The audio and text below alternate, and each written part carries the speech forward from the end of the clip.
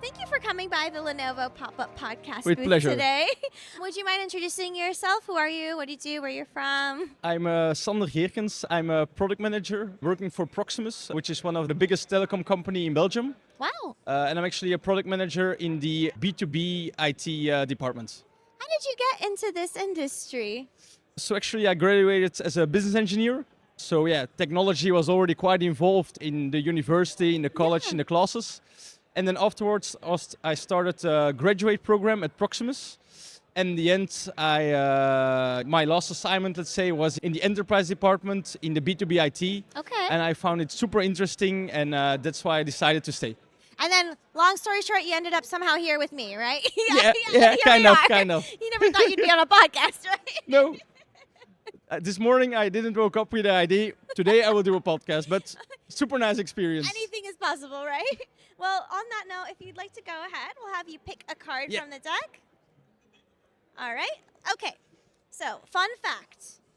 In our research, we found that 97% of organizations know they must transform their workplace, but over 60% haven't started yet.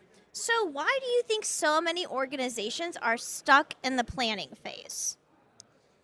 It's actually a very good question because it's a question we also see a lot at our customers. As a product manager, we see a lot popping up. And I think it's actually because a lot of companies see their workplace as a commodity. It has to be there, and it just be there. It's the support, it's the laptop, it's the device, a bit of security in there. And I think even now they are prioritizing projects on AI, projects on security, but sometimes lagging a bit behind on the workplace part because they think, it's there, we don't need to handle it, we don't need to improve it, we don't need to create a roadmap for it. It's the way it's always been. That's how we've always had it that way. Yeah. Indeed.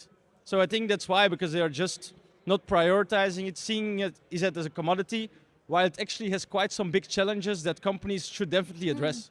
How do they get out of that mindset? How do they get out of the planning phase?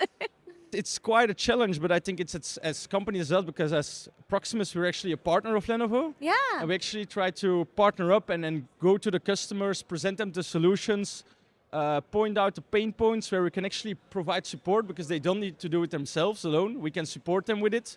So I think that's important, service integrators as Proximus and other partners, to show them how they can improve. With, of course, staying within their budget and, and everything. Well, I mean, that's an important point because maybe leaders feel like, oh, it's all on us. We have to do it alone. But I think bringing in other support and specialists can help get you out of the planning phase for sure. Sure. Do you want to do another question? Yeah, card? sure. Okay. All right. Yeah. Let's do it. Let's see. So the Lenovo Work Reborn report positions transformation as the foundation for unlocking sustainability, innovation, and Gen AI adoption. Sustainability, innovation, and Gen AI adoption. Which of these outcomes do you think organizations should prioritize first?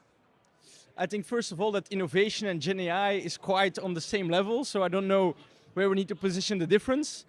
And I think everyone is really talking about Gen AI, but I think companies should focus more on the innovation and what is important for their business. I think depending on the need, depending on the industry, whether it's manufacturing, banking, and so on, they really need to dig like what is our added value that we can get from Gen AI, because maybe they are just doing it or working on it or putting resources on Gen AI projects because everyone is talking about it. Right. But maybe there is other innovation in the industry that can bring way more added value than, let's say, for example, training people on using a Copilot assistant, for example. Mm-hmm.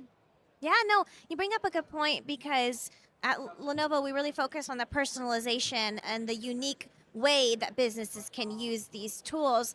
And it's not enough to say, well, just because my competitor or this other guy is using this thing, then we need to use it too, right?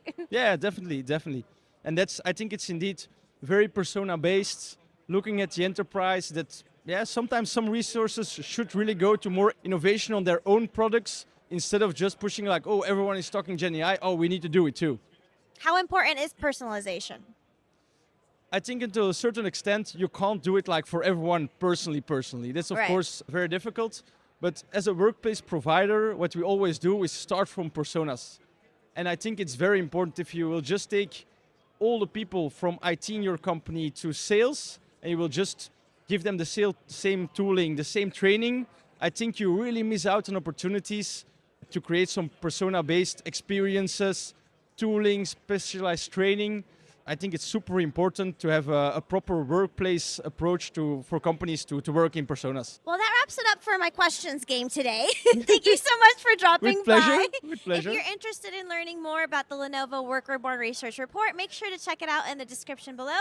And for more insightful conversations on how we're bringing new life to the modern workplace, make sure to like, follow, and subscribe.